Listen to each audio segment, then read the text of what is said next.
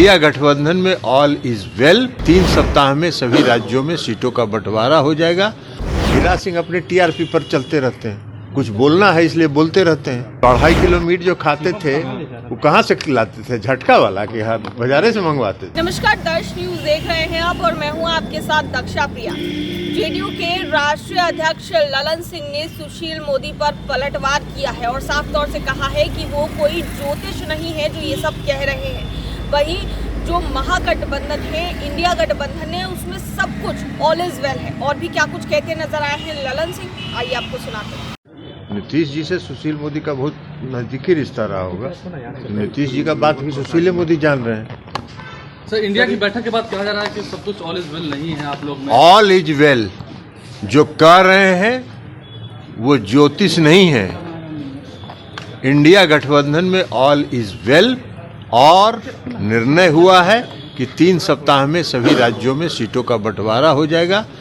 उनके बिलाई के भाग से सिक्का नहीं टूटने वाला है। 3 राज्यों में बोल रहे हैं कि पार्टी का कार्ड जेडीयू में विलय हो जाएगा। अरे गिरिराज सिंह को छोड़िए ना, गिरिराज सिंह का अपना टीआरपी रहता है। गिरिराज सिंह अपने टीआरपी पर चलते रहते हैं, कुछ बोलना है इसलिए बोलते रहते हैं। गिरिराज सिंह कहते हैं कि झटका और क्या हलाल, और अपने 2.5 किलो मीट खाते थे। तो 2.5 किलो मीट जो खाते थे वो कहाँ से खिलाते थे? झटका वाला के हाथ बाजारे से मंगवाते थे। तो गिरिराज सिंह का टीआरपी है, कुछ बोलते रहते हैं, उनकी बात को बहुत गंभीरता से नहीं लेना। मल्लिकार्जुन खड़गे का नाम सर ममता बनर्जी ने आगे किया था, क्या इसको कुछ पता नहीं, ये आपको मालूम होगा कि किसने आगे किया था। आपसे बात हुई होगी ममता बनर्जी को, हम लोग तो नहीं जानते, क्योंकि जो फैसला अगर होता तो आपको बताया जाता।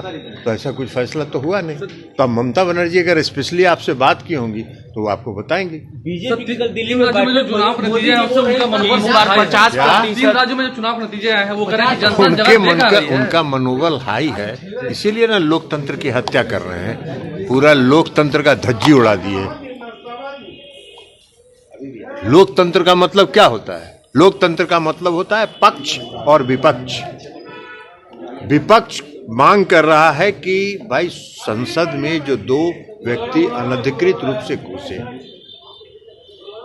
उसके बारे में देश के माननीय गृह मंत्री जी सदन में आके जवाब दें। देश के गृह मंत्री उसी सदन के सदस्य भी हैं। लोकतंत्र में सरकार सदन के और के प्रति उत्तरदायी होता है। उनको लोकसभा में आके बयान देने में थोड़ी शर्मिंदगी महसूस हुई होगी कि भाई हम इतना बड़ा आदमी है, लोकसभा में जाके कैसे बयान दें, इसलिए अहमदाबाद से बयान दे रहे थे।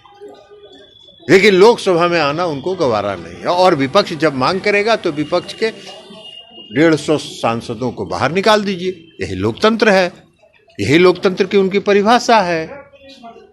तो अब उनके लोकतंत्र की परिभाषा है तो क्या करिएगा? ऐसा मन जो बढ़ा है उसी का न कारण है।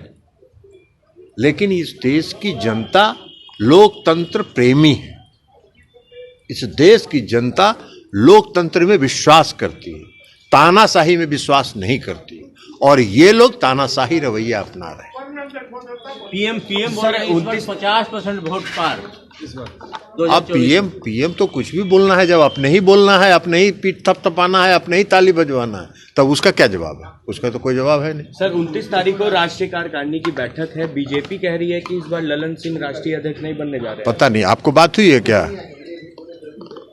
राष्ट्रीय कार्यकारिणी की बैठक में क्या होता है? आपसे बात हुई है, आपसे डिस्कस कर लेंगे क्या करना है। आप बताइए क्या करना है, आप परामर्श दीजिए कि क्या करना है, आप ही से डिस्कस कर लेते हैं राष्ट्रीय कार्यकारिणी में क्या होगा। दर्श न्यूज में फिलहाल के लिए इतना ही। बने रहिए हमारे साथ देश और दुनिया की तमाम खबरों के।